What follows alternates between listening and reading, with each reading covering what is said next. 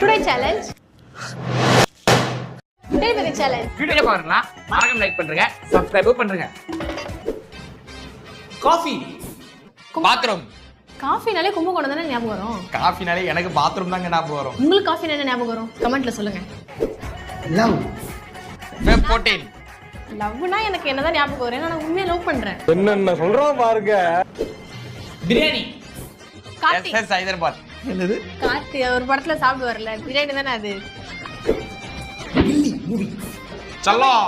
செல்லம் தான் கபடியில கில்லில. என்ன இன்னைக்கு ரொம்ப ஜாம் ஆகுது. கில்லில ஃபேமஸ். ஸ்கூல். காம்போஸ். காஷ்மீர்.